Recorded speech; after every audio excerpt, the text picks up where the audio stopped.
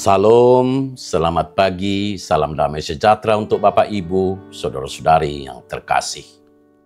Marilah kita menerima sapaan firman Tuhan melalui renungan harian HKBP Resok Sutoyo hari ini, Jumat 10 Mei 2024. Kita berdoa. Damai sejahtera Allah yang melampaui segala akal, itulah yang memelihara hati, jiwa, dan pikiranmu di dalam nama Yesus Kristus Tuhan kita. Amin. Firman Tuhan yang mau menyapa kita melalui renungan ini terambil dari kitab Daniel pasal 2 ayatnya yang ke-44. Tetapi pada zaman raja-raja, Allah semesta langit akan mendirikan suatu kerajaan yang tidak akan binasa sampai selama-lamanya, dan kekuasaan tidak akan beralih lagi kepada bangsa lain. Kerajaan itu akan meremukkan segala kerajaan dan menghabisinya, tetapi kerajaan itu sendiri akan tetap untuk selama-lamanya.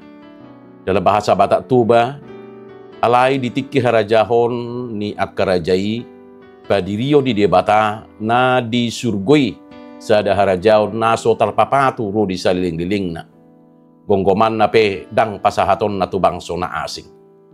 Ropuhan na rotahe sugut saluhut agkaharajaw ni, jala pasikonon na, alai hotdo anggo na sesadai rudi saliling ni dilingna.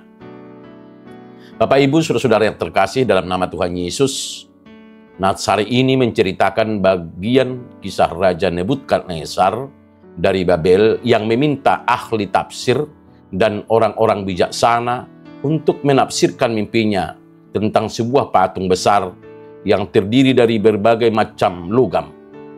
Tak seorang pun dapat mengartikan kecuali Daniel, seorang hamba Allah yang diberi penglihatan untuk menafsirkan mimpi tersebut.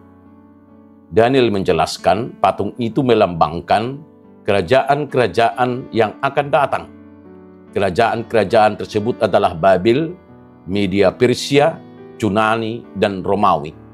Berbeda dengan kerajaan-kerajaan lain yang diambil alih oleh bangsa-bangsa penerusnya. Kerajaan-kerajaan tersebut tidak akan diserahkan kepada bangsa lain. Mimpi ini bukan sekedar meramalkan masa depan kerajaan-kerajaan di bumi, namun menunjukkan bahwa Tuhan akan menghapus kerajaan-kerajaan buatan manusia dan pada akhirnya mendirikan kerajaannya sendiri di seluruh bumi. Ia tidak dapat ditaklukkan dan tidak ada kerajaan lain yang akan mengikutinya. Kerajaan Allah akan menjadi sebuah gunung besar yang memenuhi seluruh bumi. Daniel 2 ayat 35, dan menjadi kerajaan terakhir selamanya. Wahyu 21 ayat 1 sampai dengan 4. Bapak Ibu, saudara-saudara yang terkasih di dalam nama Tuhan Yesus, seringkali kita tergoda dan memandang kerajaan-kerajaan di bumi sebagai pusat pengaruh dan kekuasaan. Kita dihadapkan pada tantangan dan pergumulan ketika berusaha memperluas dan memperdalam kerajaan Allah di bumi ini.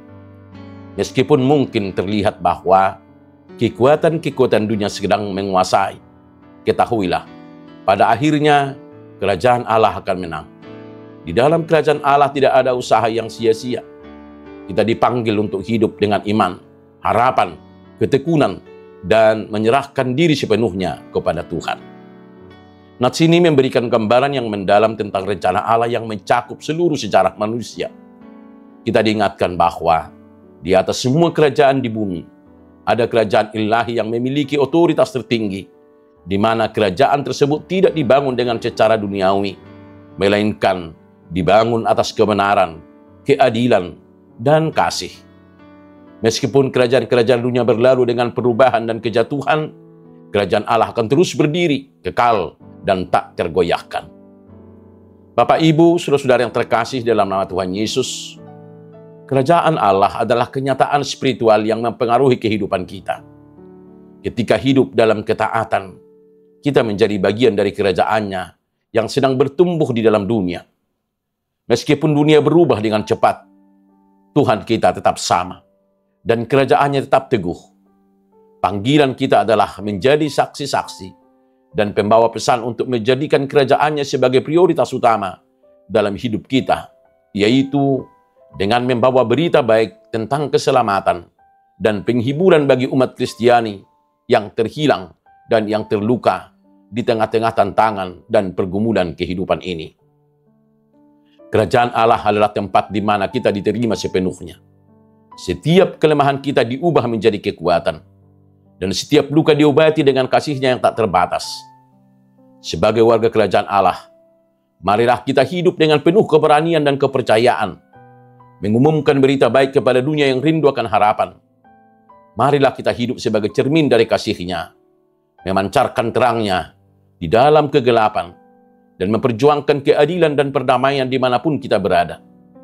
Dengan demikian, kita akan menjadi alat Allah untuk membangun kerajaan-Nya di bumi, seperti yang di dalam sorga. Amin, kita berdoa.